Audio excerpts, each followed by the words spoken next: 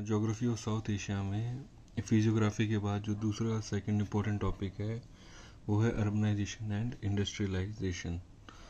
तो ये दोनों जो प्रोसेस हैं अर्बनाइजेशन और इंडस्ट्रियलाइजेशन, अर्बनाइजेशन मतलब शहरीकरण, इंडस्ट्रियलाइजेशन मतलब जो इंडस्ट्रीज़ एक्सपेंड हो रही हैं, जो इंडस्ट्रियल एरियाज़ हैं उनके बीच में क्या रिलेशन है और कैसे एक दूसरे को वो दोनों प्रोसेस इन्फ्लुएंस करते हैं। तो जब हम ये टॉपिक पे अगर क्वेश्चन आएगा तो हो सकता है कि वो डायरेक्टली आपसे पूछ ले कि क्या लेवल ऑफ अर्बनाइजेशन है, या अर्बनाइजेशन और इंडस्ट्रियलाइजेशन को कंबाइंड पूछ ले। तो आपको मैं एक ब्रीफ आउटलाइन दे रहा हूँ कि कैसे इस टॉपिक को डील करना है। तो सबसे पहले जब भी आप साउथ एशिया में अर्बनाइजेशन या इंडस्ट्रियलाइजेशन की बात करेंगे तो एक बात आपको पता होना चाहिए कि there is a long history, एक बहुत ही पुरानी हिस्ट्री है अर्बनाइजेशन की और इंडस्ट्रियलाइजेशन की। तो एक बात पक्का है कि कोई नया प्रोसेस नहीं है साउथ एशिया में, ये बहुत ही लंबा और पुराना प्रोसेस रहा है, लॉन्ग हिस्ट्री उसकी रही है पुरानी। फिर दूसरा इम्पोर्टेंट पॉइंट है स्पेशल एंड टेम्पोरल डिसकंटिन्यूटीज। मतलब कि स्पेशल मतलब क्या कि एक एरिया और दूसरे एरिया में फ़र्क है इन टर्म्स ऑफ क्या, अर्बनाइजेशन और इंडस्ट्रियलाइजेशन। तो एक एरिया में कहीं पे ज़्यादा हुआ है, कहीं पे कम हुआ है, ठीक है, कहीं पे ज़्यादा अर्बनाइजेशन है, कहीं पे कम है। तो एक एरिया को दूसरे एरिया से आप अलग कर सकते हो, उनको डिफ्रेंशिएट कर सकते हो। टेम्पोरल लेवल, एक टाइम पे कहीं पे ज़्यादा अर्बनाइजेशन थी, कहीं पे कम थी, दूसरे टाइम पे पीरियड में वो बढ़ गई या कम होगी। तो स्पेशल मतलब कि एक जगह और टाइम और प्लेस ओरिएंटेड है। तो ऐसा नहीं है कि एक जगह अगर कोई अर्बन एरिया था तो हमेशा के लिए वो अर्बन ही था, ठीक है। हो सकता है उसके कुछ टाइम के बाद वो अर्बन ना रहा हो, या एक ही एरिया कुछ टाइम में अर्बन था, कुछ में नहीं था, कुछ बहुत बड़ा एरिया अर्बन था, बाद में नहीं बचा। तो डिसकंटिन्यूटीज़ हैं स्पेशियल लेवल पे और टेम्पोरल लेवल पे, टाइम के स्केल पे और एरिया के स्केल पे अलग अलग डिसकंटिन्यूटीज आपको मिलती हैं। इसी को हम, इस पूरे प्रोसेस को हम स्टडी करेंगे इन अगले पॉइंट्स में।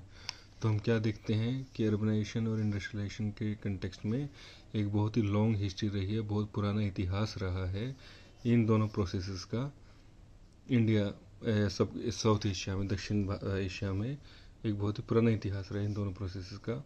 और ये इतिहास कैसा रहा है, एक तो हम टाइम के स्केल पे देख सकते हैं कि पहले क्या था और बाद में क्या हुआ, कैसे घटा या कैसे बढ़ा, और एक प्लेस की कि पहले कहाँ हुआ, बाद में कहाँ हुआ, या पहले कहाँ कहाँ था, फिर बाद में कहाँ कहाँ वो एक्सपेंड हुआ या कम हुआ। तो इस कॉन्टेक्स्ट में हम इसको देखेंगे। तो सबसे पहले अगर हिस्टोरिकली हम देखें तो इंडस वैली सिविलाइजेशन जो थी, सिंधु घाटी, या हिस्ट्री में इतिहास में आपने पढ़ा होगा, सिंधु घाटी जो थी बेसिकली जो सिविलाइजेशन थी वहाँ पे, उस वो जो पहला फेज़ था हिस्ट्री में, साउथ एशिया की हिस्ट्री में, कि जब पहली बार हमने शहरीकरण देखा था, शहर देखे थे और अर्बन सेंटर्स देखे थे।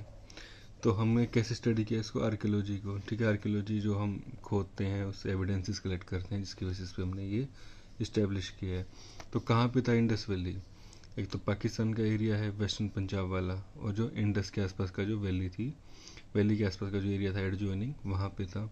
इंडिया में कहा था हरियाणा, पंजाब, राजस्थान, यहाँ पे आपको कुछ कुछ साइट्स मिलती हैं जहाँ पे एविडेंसेस हैं इंडस वैली के, ठीक है। तो इस इंडस वैली के टाइम पे हमने देखा कि वहाँ पे बहुत सारे शहर बने थे, नए नए अर्बन सेंटर्स बने थे, ठीक है। तो अर्बन सेंटर्स बनने के पीछे भी एक थोड़ा सा लॉजिक है कि पहले तो सब जब एग्रीकल्चर में एक्सपेंशन हुआ था, जब एग्रीकल्चर बढ़ी थी तो धीरे धीरे प्रोडक्शन बढ़ गया, और जब प्रोडक्शन बढ़ा तो हर किसी को, पहले तो हर कोई खेती कर रहा था, अपना खाना पीना खुद से कर रहा था, लेकिन जब प्रोडक्शन बढ़ गई तो हर किसी को खेती करने की ज़रूरत नहीं पड़ी, कुछ लोग ही खेती करके सबके लिए खाना प्रोड्यूस कर सकते थे। तो जो सरप्लस होगी, ठीक है, जब कुछ लोग जो खाली हो गए, जिनको ज़रूरत नहीं थी, तो उन लोगों ने क्या किया, उन लोगों ने अपना कुछ मैन्युफैक्चरिंग शुरू कर दिया, ठीक है। किसने कपड़े का काम, किसने ज्वेलरी का काम, किसने पोट्री का काम, ठीक है, जो कुम्हार वाला काम होता है। तो ये काम उन्होंने शुरू किए, धीरे धीरे इनकी स्पेशलाइजेशन हुई और अर्बन सेंटर बन गए। मतलब उनको हम सर्विस सेंटर भी बोल सकते हैं क्योंकि वो सर्विसेज प्रोवाइड करते थे।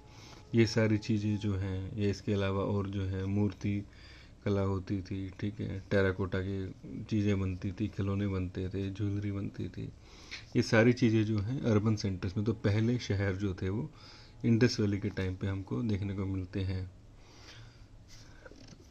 फिर क्या हुआ, मेन जो टाउन्स एंड सिटीज थे उस टाइम के वो क्या थे, मोहनजोदारो, हड़प्पा, कालीबंगन, बनावली, ये सारे जो हैं पहले सिटीज़ थे जो इंडस वैली के टाइम पे इमर्ज हुए थे।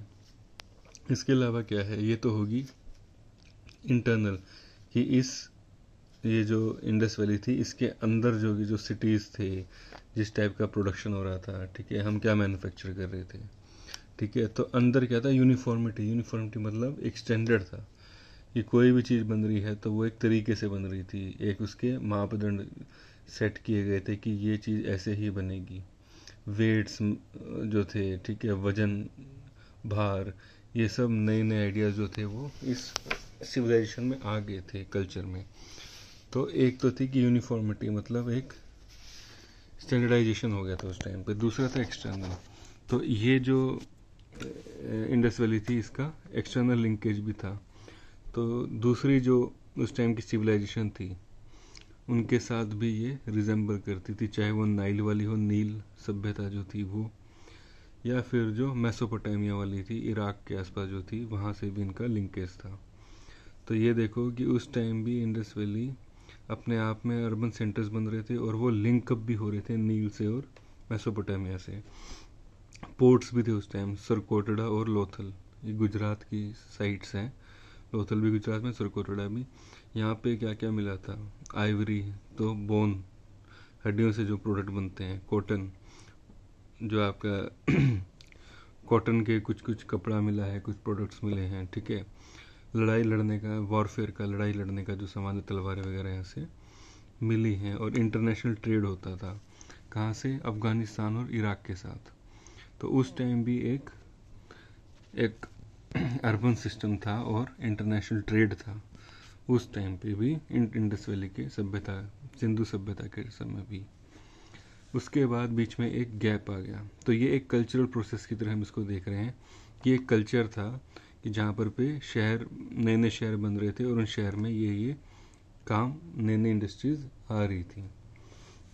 उसके बाद एक गैप आ गया, ठीक है, और कुछ सालों तक, कुछ सैकड़ों सालों तक कोई बड़े शहर नहीं उत्पन्न हुए। लेकिन उसके बाद क्या है, बीच में जो 1000 साल का, 1200 साल का गैप आया, उसके बाद दोबारा से नए शहरीकरण का एक नया दौर सब कॉन्टिनेंट में आया था।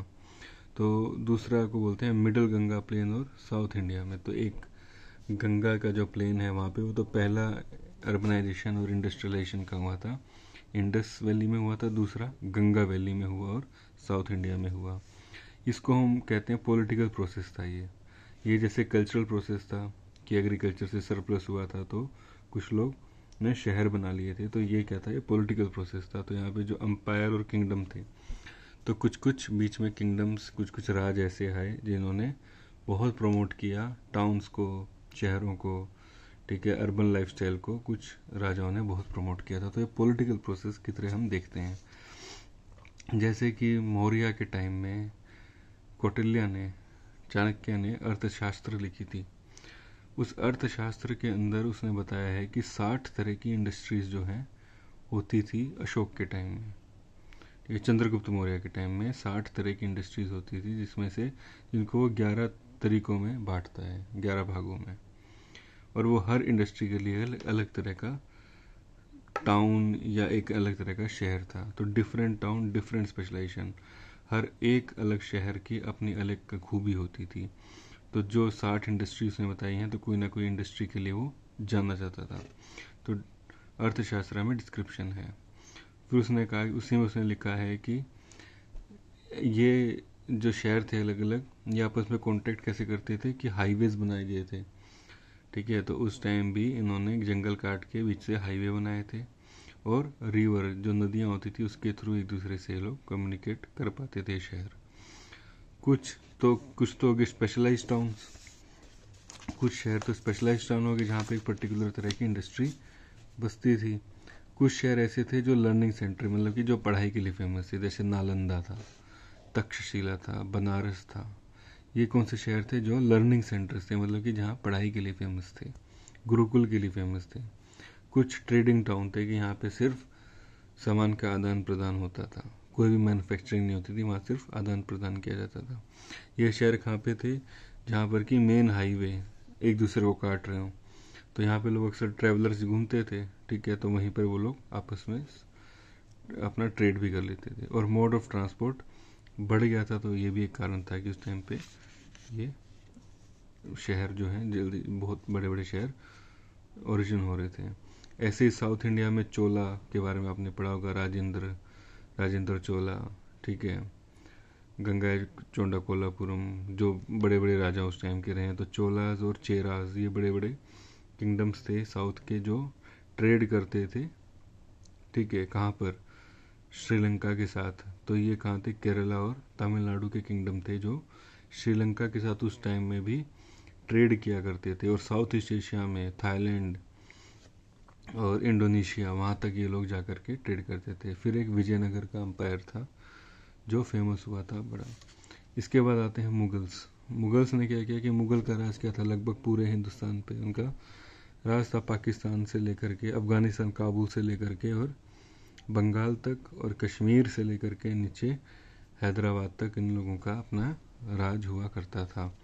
तो ऐसे में क्या हुआ, और इनके पास खूब पैसा था प्रमोट करने के लिए, तो इन्होंने बड़े बड़े मैन्युफैक्चरिंग सेंटर खोले, बड़े बड़े शहर बनाए जहाँ पे वो मैन्युफैक्चरिंग के लिए फेमस थे। जैसे गुजरात में टेक्सटाइल, बंगाल में टेक्सटाइल, मुस्लिम का जो कपड़ा होता था वो फेमस हुए। नए नए पोर्ट इन्होंने बनाए ताकि बाहर ये एक्सपोर्ट किया जा सके। तो मुगल्स के टाइम पे भी बहुत सारा सामान बाहर जाया करता था। फिर जो पुराने शहर थे जो कभी पूरी तरीके से जो नहीं बचे थे, तो उनको दोबारा से रिवाइव किया, ठीक है। ये बड़े बड़े शहर थे जो उनके टाइम में बसाए गए थे। हैदराबाद था, गोलकोंडा, औरंगाबाद, बंगाल के जितने शहर थे, ठीक है। और कुछ उनके प्रोडक्ट्स थे, कुछ इम्पोर्टेंट इंडस्ट्रीज थी जिसके डेवलप हुई थी। तो एक मुस्लिम का कपड़ा होता है, MUSLIN, बंगाल में एक स्पेशल टाइप की कॉटन होती है जो बहुत ही फाइन होती है, जिसकी बहुत डिमांड है इंटरनेशनल मार्केट में। तो वो मुगल्स के टाइम पे फेमस हुआ था। कटलरी, ये जो चाकू, छुरी, ठीक है, फॉक्स, इस टाइप के जो होते हैं, ये सारा सामान कटलरी इनके टाइम पे बहुत फेमस हुआ था। आइवरी, तो हड्डी से या बोन से जो प्रोडक्ट्स बनते थे वो भी मुगल्स के टाइम पे बहुत फेमस हुए थे। इसके बाद ब्रिटिश के टाइम पे, तो ये हो गया, ये कल्चरल प्रोसेस था, ये पॉलिटिकल प्रोसेस था।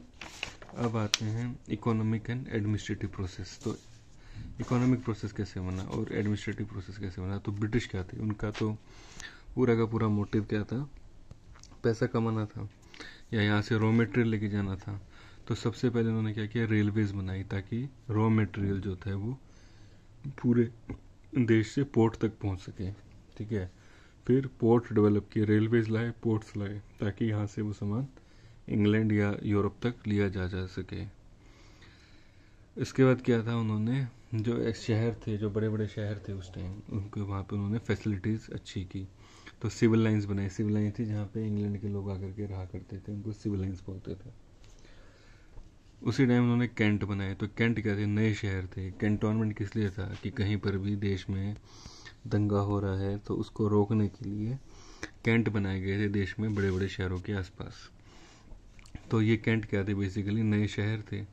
सिविल लाइंस क्या थी, जो ऑलरेडी शहर थे उनमें क्वालिटी ऑफ लाइफ को बढ़ाया गया।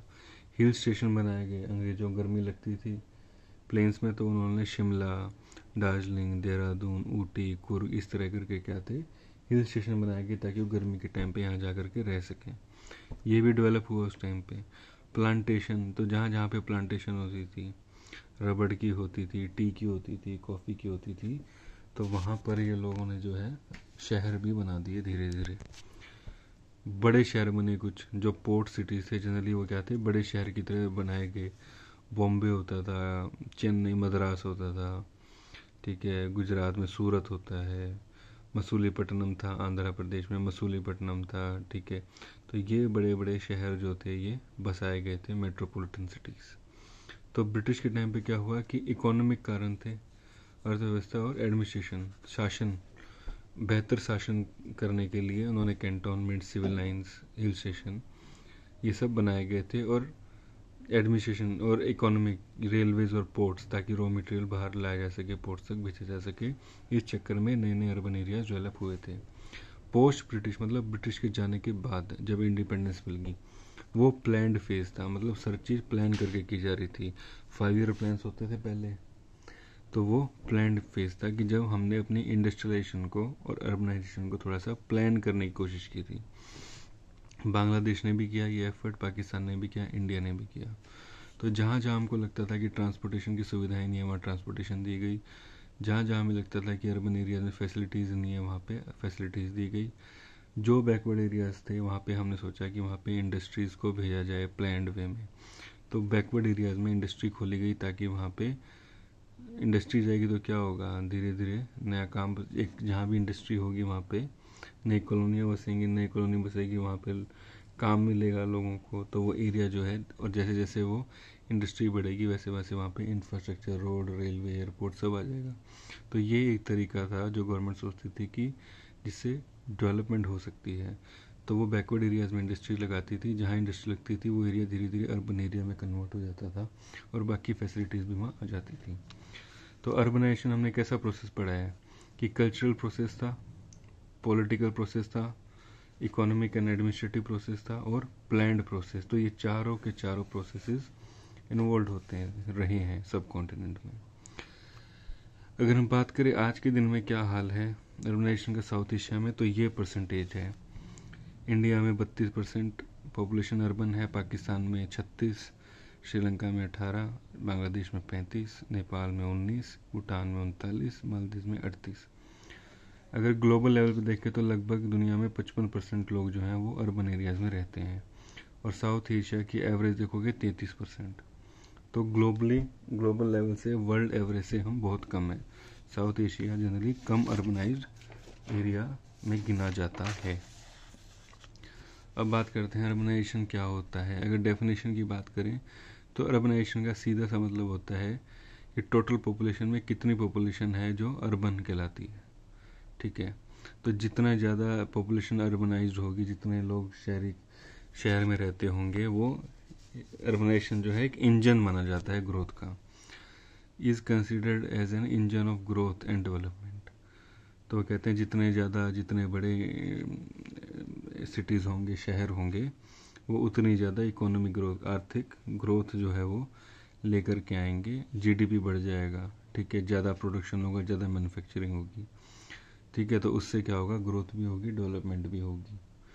ठीक है, अर्बनाइजेशन का एक तो हो गया कि इंजन ऑफ ग्रोथ है, दूसरा ही इसको बोलते हैं transformation of agriculture to non agriculture sector. ठीक है, तो पहले क्या था कि जनरली हर सोसाइटी में एग्रीकल्चर सबसे बड़ा सोर्स ऑफ इनकम होता है, लेकिन धीरे धीरे वो क्या होता है, एग्रीकल्चर की वैल्यू कम होती जाती है, और दूसरे जो सेक्टर हैं इकोनॉमी के, जैसे इंडस्ट्री है या सर्विस सेक्टर है, उनकी वैल्यू बढ़ती जाती है। तो इसमें क्या होता है कि एग्रीकल्चर की वैल्यू कम हो रही है। एक्सपेंशन ऑफ इंफ्रास्ट्रक्चर, तो इंफ्रास्ट्रक्चर भी जो है बढ़ जाएगा, रोड्स, रेलवेज, एयरपोर्ट्स, पोर्ट्स।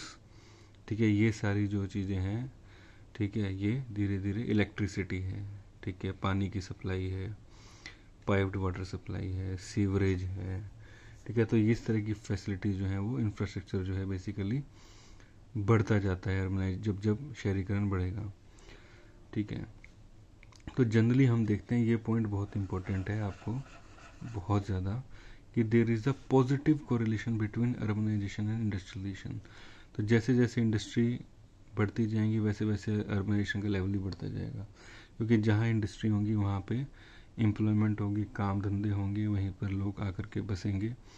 ठीक है, और क्योंकि लोग, मैक्सिमम लोग जो है इंडस्ट्रीज़ में काम कर रहे हैं, एग्रीकल्चर नहीं कर रहे, तो उन एरियाज़ को हम अर्बन एरियाज़ में काउंट करते हैं। तो जितनी इंडस्ट्री बढ़ेगी उतना ही अर्बनाइजेशन बढ़ता जाएगा। तो कम लेवल था इंडस्ट्री का तो अर्बनाइजेशन का लेवल कम था, इंडस्ट्री का लेवल बढ़ गया तो अर्बनाइजेशन का लेवल भी बढ़ गया। तो इंडस्ट्री और अर्बनाइजेशन एक बढ़ता है तो दूसरा ऑटोमेटिकली बढ़ जाता है।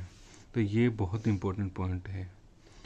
फिर साउथ एशिया में जब हम बात करते हैं अर्बनाइजेशन की, तो उसमें कुछ इम्पोर्टेंट कैरेक्टरिस्टिक हैं, जैसे कि मैंने बताया कि on an average south Asia में 33% ही पॉपुलेशन जो है, जनसंख्या जो है वो शहरी मानी जाती है। तो लेवल क्या है, लो है, क्योंकि वर्ल्ड का एवरेज भी 55% है, तो उसके कंपैरिजन में तो लो ही है।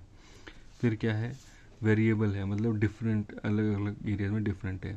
जैसे मालदीव में लगभग 40% लोग अर्बन एरियाज में रहते हैं, श्रीलंका में 18% के आसपास जो है अर्बन एरियाज में रहते हैं।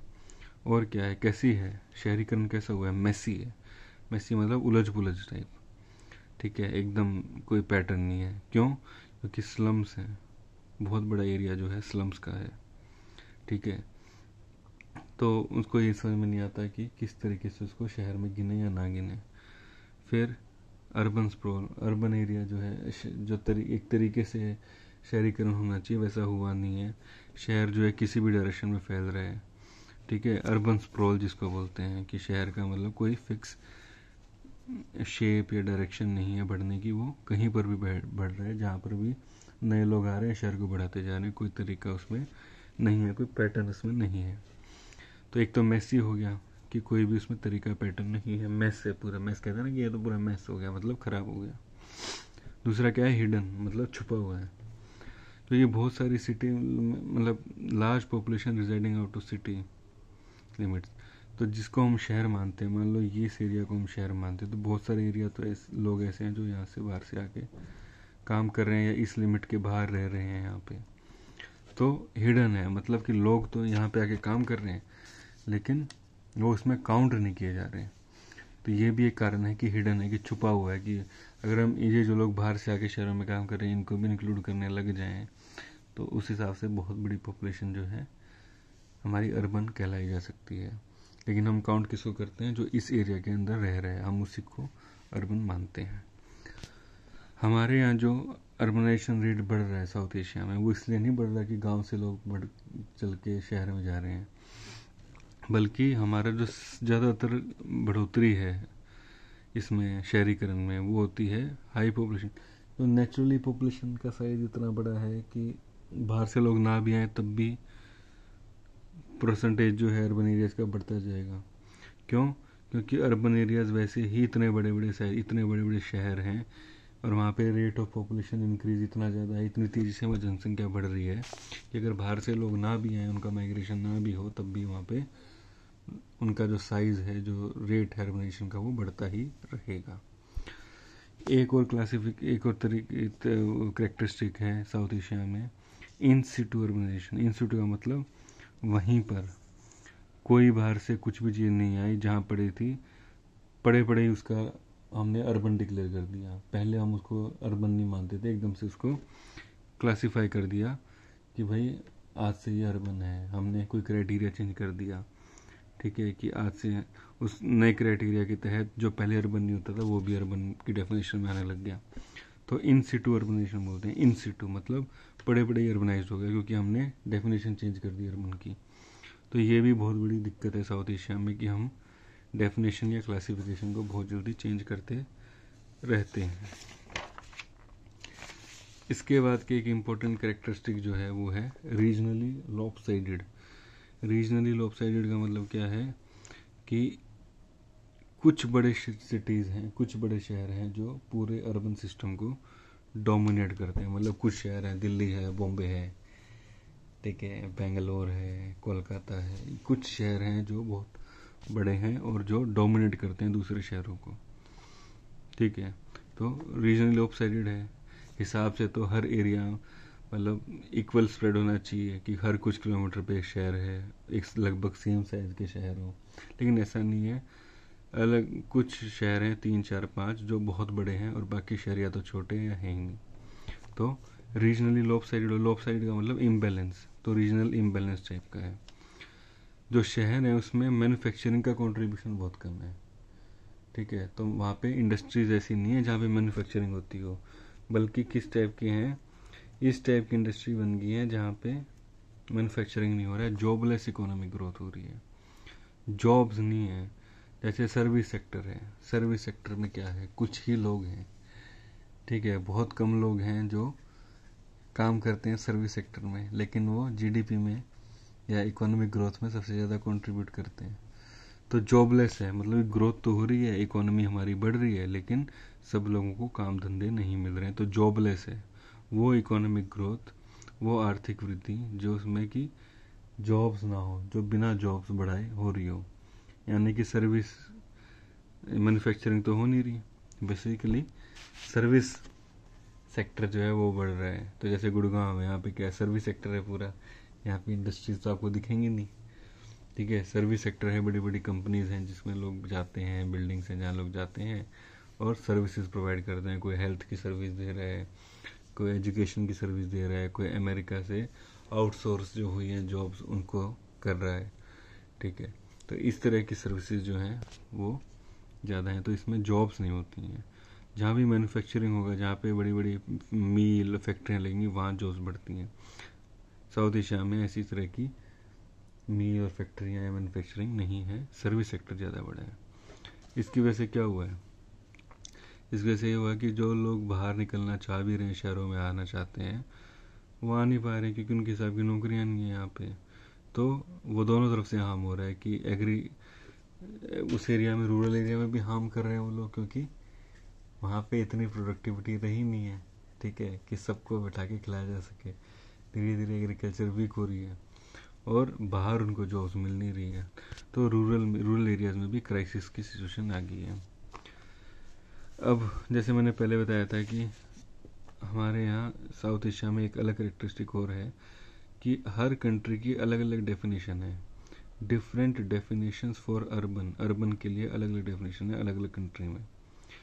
फॉर एग्जाम्पल, इससे क्या होता है कि हम कंपैरिजन नहीं कर सकते, comparison will become difficult. Example, India में क्या है, 5,000 कम से कम पॉपुलेशन होनी चाहिए अर्बन बनने के लिए उस एरिया को। नेपाल में वही कंडीशन 9,000 की है, ठीक है। ऐसे ही श्रीलंका ने क्या किया है, उससे भी ज़्यादा रख रखा है। तो इसलिए श्रीलंका में केवल 18% पॉपुलेशन ही अर्बन मानी जाती है। भूटान में क्या है, ये कंडीशन बहुत कम है, तो इसलिए वहाँ पे लगभग 40% पॉपुलेशन जो है वो अर्बन मानी जाती है, ठीक है। अब ऐसे में अगर एक तो कंपैरिजन मुश्किल हो गया, और अगर इसी में अगर हम, जैसे मैंने बताया कि श्रीलंका में बहुत बड़ा साइज है पॉपुलेशन का, तब जब तक वो नहीं पहुंचेगा, 10-12 हज़ार लोग नहीं इकट्ठे रह रहे होंगे, तब तक वो अर्बन नहीं माना जाएगा। तो ऐसे में क्या होगा, बहुत ही स्मॉल पॉपुलेशन होगी जो अर्बन कहलाई जाएगी। श्रीलंका में इसलिए 18% है। और अगर लूज सी डेफिनेशन होगी कि चलो कोई नहीं, बोल दो अर्बन है, तो वहाँ पे बहुत लार्ज पॉपुलेशन को हम अर्बन मान लेंगे। जैसे पाकिस्तान में है, 36-37% पॉपुलेशन जो है वो अर्बन मानी जाती है। यहाँ तक कि शहर और टाउन भी जो है ना अलग अलग तरीके से क्लासीफाई होते हैं। जैसे ढाका है, उसको हम मेट्रोपॉलिटन एरिया की तरह देखते हैं, दिल्ली को भी हम मेट्रोपॉलिटन एरिया की तरह देखते हैं। हालांकि कराची को हम अर्बन एग्लोमरेशन की तरह देखते हैं, काठमांडू को सिटी की तरह देखते हैं। तो कहीं हम मेट्रोपॉलिटन एरिया को अर्बन एरिया की तरह देख रहे हैं, पूरे एरिया को ही मान लेते हैं कि अर्बन है। कहीं पे हम अर्बन एग्लोमरेशन को पूरे को अर्बन मान लेते हैं, कहीं पे हम सिर्फ शहर को अर्बन मानते हैं जो प्रॉपर शहर है, ठीक है। तो बात रहेगी कि मेट्रोपॉलिटन एरिया और अर्बन एग्लोमरेशन क्या है। तो ये अर्बन एग्लोमरेशन की डेफिनेशन है, ये मेट्रोपॉलिटन एरिया। अर्बन एग्लोमरेशन का मतलब है कि कोई भी कॉन्टिन्यूस अर्बन स्प्रेड, ठीक है, comprising N urban centre and adjoining outgrowth, ये एक अर्बन एरिया है। और इसके आसपास का जो ग्रोथ है, ये जो ग्रोथ है जो इससे बिल्कुल अटैच्ड है, इसको बोलते हैं अर्बन एग्लोमरेशन। या फिर 2 और मोर फिजिकली कॉन्टिग्यूअस अर्बन सेंटर्स, या 2 अर्बन सेंटर हैं, 1 2 लेकिन बीच में गैप नहीं है, ठीक है। तो इनको बोलते हैं अर्बन एग्लोमरेशन। या कैसे, एक कंडीशन में या तो एक अर्बन एरिया है और उसके आसपास का आउट ग्रोथ 1 2 3, इधर भी फैल गया, इधर भी फैल गया, इधर भी फैल गया, ये अर्बन एग्लोमरेशन है। या फिर 2 अर्बन एरिया हैं जिनके बीच में गैप नहीं है, कॉन्टिग्यूअस मतलब जिनके बीच में गैप ना हो, इसको बोलते हैं अर्बन एग्लोमरेशन। तो कराची में हम कहते हैं कि अगर 2 एरिया साथ साथ हैं तो हम पूरे एरिया को अर्बन मानेंगे, ठीक है, इस पूरे एरिया को अर्बन मानेंगे। मेट्रोपॉलिटन एरिया का मतलब क्या है कि ये अर्बन एग्लोमरेशन, ठीक है, ये तो है ही अर्बन, और इसके आसपास का जो रूरल एरिया है या गांव है इसके आसपास के, हम उसको भी अर्बन मानेंगे। तो दिल्ली में, ढाका में हम लोग मेट्रोपॉलिटन एरिया को, मतलब कोई अगर रूरल एरिया भी है आसपास तो उसको भी हम इसमें इंक्लूड कर लेते हैं। जैसे दिल्ली में जाओगे तो बहुत सारे गांव बीच में आते हैं, उसको भी हम लेकिन अर्बन मान के चलते हैं। कराची में सिर्फ ये एरिया अर्बन एग्लोमरेशन वाले को हम मानते हैं, और काठमांडू में सिर्फ सिटी प्रॉपर, सिर्फ ये जो है सिटी, सिर्फ उसको ही अर्बन मानते हैं। तो अलग अलग डेफिनेशन होगी ना, तो साउथ एशिया में अलग अलग डेफिनेशन हैं, इसलिए डिफरेंट लेवल ऑफ अर्बनाइजेशन मिलता है। अब बात करते हैं एवरेज लेवल ऑफ अर्बनाइजेशन क्या है। साउथ एशिया की 33% है, और यहाँ पे एक और बड़ा कारण है कि इतनी कम अर्बनाइजेशन का, वो है लो पर कैपिटा इनकम और हायर पॉवर्टी। गरीबी बहुत ज़्यादा है, ठीक है, गरीबी बहुत ज़्यादा है, पर कैपिटा इनकम कम है। तो एक जनरल पैटर्न देखा गया है कि जब जब इनकम बढ़ती रहेगी, जैसे जैसे लोगों की इनकम बढ़ेगी वैसे वैसे लेवल ऑफ अर्बनाइजेशन भी बढ़ जाएगा। जैसे जैसे लोगों की इनकम बढ़ती है अर्बनाइजेशन का लेवल बढ़ता है। तो इस देश में क्या है, एवरेज इनकम बहुत कम है, तो लोग अर्बन एरिया में आकर के रहना या रिस्क लेना वो अफोर्ड नहीं कर सकते, ठीक है। अब बात करते हैं अर्बन स्ट्रक्चर की। तो अर्बन स्ट्रक्चर का मतलब है कि कितने लोग बड़े शहरों में रहते हैं।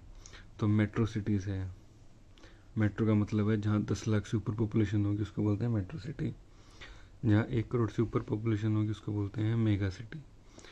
तो दिल्ली, बॉम्बे, ढाका, कराची, ये क्या है, ये मेगा सिटीज़ हैं, 1 करोड़ से ऊपर पॉपुलेशन है। और 10 लाख से ऊपर जो पॉपुलेशन है मेट्रो सिटीज़, हैदराबाद, चित्तगांव, कोलंबो, ये क्या है, ये मेट्रो सिटीज़ हैं।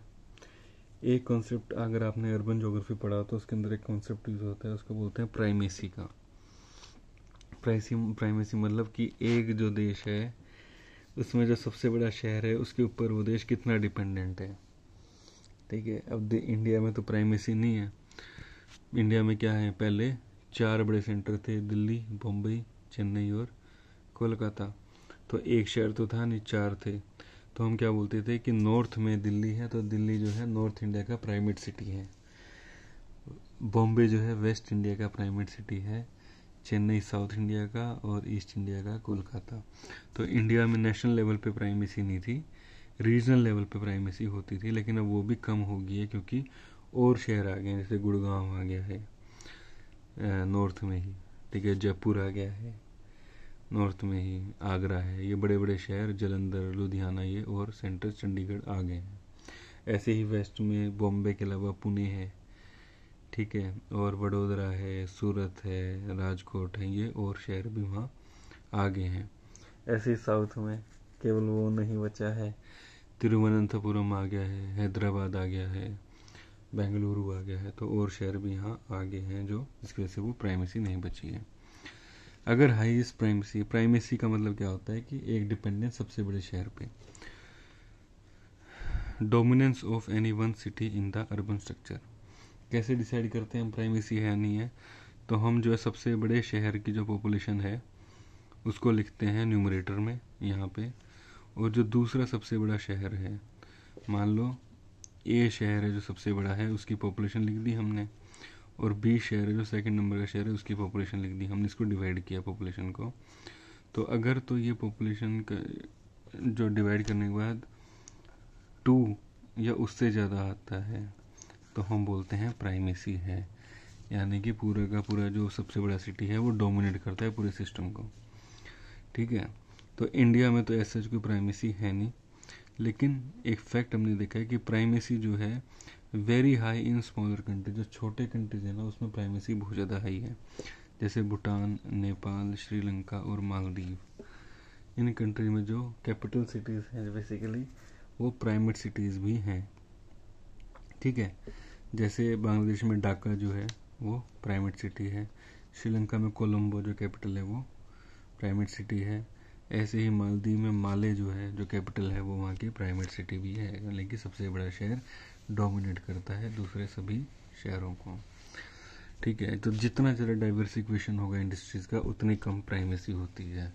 मतलब कि जितनी ज़्यादा इकोनॉमी डाइवर्सिफाइड है, जितने ज़्यादा मैन्युफैक्चरिंग सेंटर्स होंगे, जितने ज़्यादा शहर होंगे, उतने ही कम प्राइमेसी होगी। लेकिन इन साउथ एशिया में क्या है, कुछ ही शहर हैं जो डोमिनेट करते हैं, बाकी शहर नहीं डोमिनेट कर पाते हैं, इसलिए यहाँ प्राइमेसी ज़्यादा है।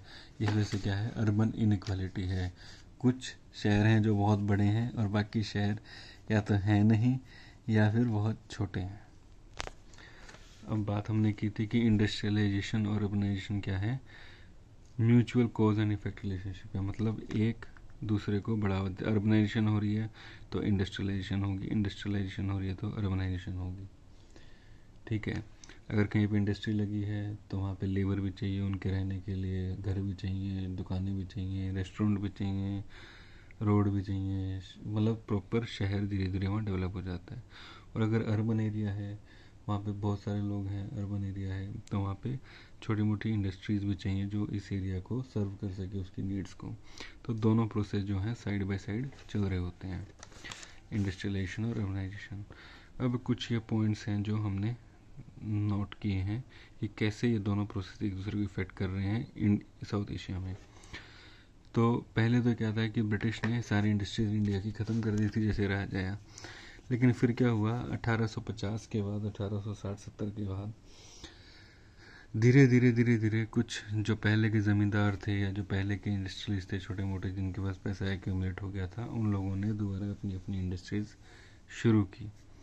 ठीक है। तो second half of 19th century में इंडिया में बाहर के लोग, अंग्रेज़ों ने आके इंडस्ट्रीज लगाई, कुछ इंडियंस के पास जो पैसा था वो उन्होंने भी अपनी इंडस्ट्रीज लगाई। तो 1850 के बाद इंडिया में iron and steel industry, railway का एक्सपेंशन शुरू हो गया था। 1853 में पहली रेलवे लाइन बिछी थी। धीरे धीरे टेलीफोन आ गया था, धीरे धीरे टेलीग्राम्स आ गए थे, पोर्ट्स बड़े बड़े होने लग गए थे, हाईवेज पे काम चल रहा था। तो ये क्या है, 1850 के बाद धीरे धीरे नई इंडस्ट्रियलाइजेशन, नई इंडस्ट्रीज़ नई नई लगने लगी थी। तो जनरली क्या था कि कुछ मैन्युफैक्चरिंग सेक्टर्स की तरह डेवलप, मैन्युफैक्चरिंग सेंटर, कुछ शहर जो सिर्फ मैन्युफैक्चरिंग के लिए फेमस हुए। जैसे छोटा नागपुर प्लेटो में क्या था, कुछ इंडस्ट्री लगाई गई जहाँ से आयरन एंड स्टील निकाला जा सके। कुछ पोर्ट सिटीज़ बनाए गए जहाँ से कि पोर्ट किया जा सके। ठीक है। कुछ चीज़ें यहाँ पे रफ बनाई और फिर उनको पोर्ट कर दिया, एक्सपोर्ट कर दिया दूसरे यूरोपियन कंट्रीज़ के लिए। एक्सपेंशन ऑफ रेलवेज़ हो रहा था तो रॉ मटेरियल को भेजा जा सके बाहर। ठीक है। रेलवेज़ क्या था, मार्केट जो थी वहाँ तक सामान पहुँचाना, फिनिश गुड। इंडस्ट्रीज़ एक इंडस्ट्रियल एरिया दूसरे इंडस्ट्रियल एरिया से कनेक्टेड रहे, क्योंकि एक इंडस्ट्री का रॉ मटेरियल पहुँचाना, उसकी लेबर पहुँचाना, या उसके लिए उसके फिनिश गुड को मार्केट तक पहुँचाना। तो ये क्या था, रॉ मटेरियल चाहिए होता था, मार्केट और इंडस्ट्रियल सेंटर सबको कैटर करने के लिए, ये एक फैक्टर था।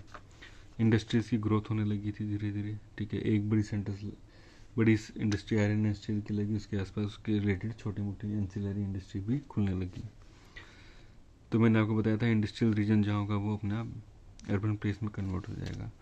गवर्नमेंट ने बड़े ही प्लान्ड वे में काम किया था। बड़ी बड़ी इंडस्ट्रीज जो लगी थी, बैकवर्ड एरिया में इंडस्ट्री लगाना, जहाँ पे इंडस्ट्री लग रही है वहाँ पे बहुत सारी फैसिलिटीज़ देना। तो प्लान्ड वे में हम अपना इंडस्ट्रीज़ को बढ़ावा दे रहे थे। एक बड़ा फैक्टर क्या हुआ इंडस्ट्रियलाइजेशन का कि यहाँ पे रॉ मटेरियल बहुत था। रॉ मटेरियल सब कॉन्टिनेंट में बहुत है। छोटा नागपुर प्लेट्यू है, पाकिस्तान में कुछ एरियाज़ हैं। अगर आप देखोगे तो टी प्रोसेसिंग के लिए क्या है, श्रीलंका में और असम में बहुत बढ़िया टी का कल्टीवेशन होता है, तो रॉ मटेरियल मिल गया। जूट है, वेस्ट बंगाल, ईस्ट और वेस्ट बंगाल दोनों में रॉ मटेरियल मिलता था। छोटा नागपुर प्लेट्यू में आयरन, एल्यूमिनियम सब कुछ मिलता है। ठीक है। पोर्ट्स पे जो भी ऑयल निकलता था उसके रिफाइनरी के लिए, ये रिफाइनरी के साथ ही वहाँ पे केमिकल इंडस्ट्री लगी जो यहाँ का बाय प्रोडक्ट होता था। ऐसे ही टेक्सटाइल्स के लिए हमारे यहाँ सिल्क, कॉटन सब कुछ रॉ मटेरियल अवेलेबल है। फूड प्रोसेसिंग के लिए हमारे पास बहुत सारे फ्रूट्स, वेजिटेबल्स जिसके पिकल्स, अचार डलता था, चटनी डलती थी, जैम्स बनते थे जो बाहर एक्सपोर्ट किए जा सकते हैं। तो हमारे यहाँ रॉ मटेरियल भी बहुत है। हाईवेज और रेलवेज के बाद मूवमेंट ऑफ लेबर भी इजी हो गया। तो लेबर जो है, एक एरिया की लेबर दूसरे एरिया में जाके आराम से काम कर पाती है। फिर क्या है, आईटी इंडस्ट्री का एक्सपेंशन हुआ है। इंफॉर्मेशन टेक्नोलॉजी के बाद तो बड़े बड़े सेंटर्स गुड़गांव है, ढाका है, बेंगलुरु है, ये बड़े बड़े सेंटर्स खुल गए जहाँ पर कि इंफॉर्मेशन टेक्नोलॉजी इंडस्ट्री का एक्सपेंशन हुआ। बड़ी बड़ी MNCs आई जिन्होंने पब्लिक को हायर किया और वहाँ पे अब ये एक्सपेंड और भी ज़्यादा कर रहे हैं। तो कभी भी अर्बनाइजेशन और इंडस्ट्रियलाइजेशन के ऊपर कोई क्वेश्चन आएगा तो आप दोनों को रिलेट कर सकते हैं कि कैसे ये कॉज एंड इफेक्ट रिलेशनशिप है। ये नोट्स मैंने आपको पहले भी शेयर किए थे, दोबारा मैं कर देता हूँ।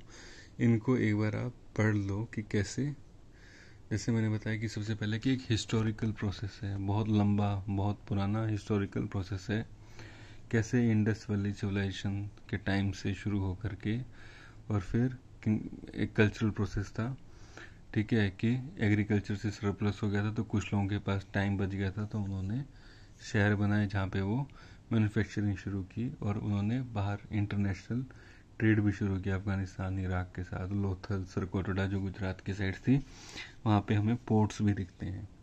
फिर लिखो कैसे वो पॉलिटिकल प्रोसेस बना कि जो नए किंगडम नए राजा आए वो कैसे सपोर्ट करते थे। अर्थशास्त्र का एग्जाम्पल दे सकते हो कि 60 तरह की इंडस्ट्रीज थी, अलग अलग शहर अलग अलग इंडस्ट्री के लिए फेमस थे, ठीक है। फिर मुगल का एग्जाम्पल, जो साउथ इंडिया में चोला का एग्जाम्पल दे सकते हो, कैसे श्रीलंका थाईलैंड और वहाँ के साथ से वो लोग ट्रेड करते थे। फिर मुगल का दे सकते हो कि पूरा अम्पायर था जो कंधार से लेकर के ढाका तक और कश्मीर से लेके हैदराबाद तक फैला हुआ था और इन्होंने बहुत प्रमोट किया, बड़े बड़े पोर्ट बनाए, ठीक है, बड़े बड़े जो मैन्युफैक्चरिंग सेक्टर्स थे वो खोले, ट्रेड की पॉलिसी लेके आए, मैन्युफैक्चरिंग की पॉलिसी लेके आए, उस तरीके से उन्होंने काम किया। फिर ब्रिटिश पीरियड का बोलो कि जब ब्रिटिश लोग आ गए थे तो उन्होंने कुछ नए शहर बनाए, जैसे हिल स्टेशन बनाए, कैंटोनमेंट सेंटर बनाए, जो पुराने शहर थे उनको मेट्रोपॉलिटन एरिया में कन्वर्ट किया, वहाँ पे सिविल लाइंस बनाई, नई फैसिलिटीज़ दे करके सीवरेज डाला, पुराने शहरों में सीवरेज डाला, साफ़ सफाई कराई, सैनिटेशन कराया, पानी की सप्लाई भिजवाई, तो उनको वो सिविल लाइंस की तरह देखने लगे। फिर कुछ इंडस्ट्रियल एरियाज़ और वो भी उन्होंने पोर्ट सिटीज़ भी उन्होंने खोले। उसके बाद ब्रिटिश के जाने के बाद हमने बहुत ही प्लान्ड वे में डेवलपमेंट किया, बैकवर्ड एरियाज पे फोकस किया और वहाँ पे हमने नई इंडस्ट्रीज़ खोली, 5 ईयर प्लान्स लेकर आए, ठीक है। तो इस तरीके से हमने उसके बाद उसको डेवलप किया। फिर आप बता सकते हो कि अर्बन एरियाज़ को कैसे हम, अर्बनाइजेशन का मतलब क्या होता है, इंडस्ट्रियलाइजेशन का मतलब क्या होता है, ठीक है, कि जब ज़्यादातर पॉपुलेशन एग्रीकल्चर को छोड़ के दूसरे कामों में आ जाए तो उसको हम अर्बनाइजेशन की तरह देखते हैं। उसको हम अर्बनाइजेशन को हम engine of growth, economic growth की तरह भी देखते हैं, ठीक है। तो ये सारा पॉइंट आप बताओगे। फिर बताओगे कि साउथ एशिया में क्या लेवल है आज के दिन अर्बनाइजेशन का, तो आप परसेंटेज बता दो कि छोटी कंट्रीज़ में ज़्यादा है, कुछ कंट्रीज़ में कम है, क्यों कम है क्यों ज़्यादा है, या उसके क्या क्या फीचर्स हैं, कि मैसी है, मैसी मतलब कोई पैटर्न नहीं है क्योंकि वहाँ पे स्लम भी है, ठीक है, वहाँ पे हिडन भी है क्योंकि कुछ चीज़ें जो हैं लोग बाहर से आते हैं काम करने, हम उनको काउंट नहीं करते, तो मैसी है, हिडन है, लो लेवल है। वर्ल्ड एवरेज 55 का है, हमारे यहाँ 33 या 32% ही केवल पॉपुलेशन जो है उसमें मानी जाती है, ठीक है। इसके अलावा आप बता सकते हो रीजनली इम्बैलेंस्ड है, ठीक है, बिग सिटीज़ जो हैं वो डोमिनेट करते हैं, ठीक है, जॉबलेस है कि मैक्सिमम जो है सर्विस सेक्टर है, मैन्युफैक्चरिंग इतनी ज़्यादा है नहीं, तो उस टाइप की इंडस्ट्रियलाइजेशन नहीं है जैसा हम चाह रहे थे कि जॉब्स भी क्रिएट हो। हमारी इंडस्ट्रियलाइजेशन सर्विस सेक्टर ओरिएंटेड होगी। अर्बन की जो डेफिनेशन है वो अलग अलग साउथ एशियन कंट्रीज़ में अलग है, ठीक है, कोई बहुत स्ट्रिक्टली फॉलो करता है जैसे श्रीलंका, इसलिए वहाँ पर अर्बनाइजेशन का रेट बहुत कम है। पाकिस्तान और मालदीव ये जो हैं जो लूजली फॉलो करते हैं तो यहाँ पे ज़्यादा है। फिर बता दो कि हम कैसे मेट्रोपॉलिटन एरिया, अर्बन एग्लोमरेशन और सिटी का कॉन्सेप्ट अलग अलग है अलग अलग सिटीज़ के अंदर। फिर आप बता सकते हो कि इन सिटू वाला जो बताया था मैंने कि हम डेफिनेशन चेंज करते हैं तो किसी भी एरिया को अर्बन में कन्वर्ट कर देते हैं। और लास्ट में आप जो है वो बता सकते हो जो मैंने बताया अभी कि अर्बन स्ट्रक्चर प्राइमेसी वाला, कैसे एक शहर जो है डोमिनेट करता है, कैसे अर्बनाइजेशन का और इंडस्ट्रियलाइजेशन का कोरिलेशन है, एक बढ़ता है तो दूसरा बढ़ता है, कैसे अर्बनाइजेशन का कोरिलेशन है हाई इनकम से, जैसे जैसे इनकम बढ़ती है वो अर्बनाइजेशन बढ़ती चली जाती है। और लास्ट में जो मैंने बताया कि ये 1850 के बाद धीरे धीरे इंडस्ट्रीज आने लगी थी, मैन्युफैक्चरिंग आ रही थी, रेलवेज आ रही थी, पोर्ट्स आ रहे थे, ठीक है, गवर्नमेंट भी प्लान्ड वे में काम कर रही थी, रॉ मटेरियल भी हमारे यहाँ है, इसलिए वहाँ इंडस्ट्रियलाइजेशन बहुत है। एग्जाम्पल दे सकते हो टी का, जूट का, Chota Nagpur refinery, textile, food processing. Labour की मूवमेंट हो सकती है, आईटी इंडस्ट्री का। तो ये है basically urbanisation and industrialisation in South Asia.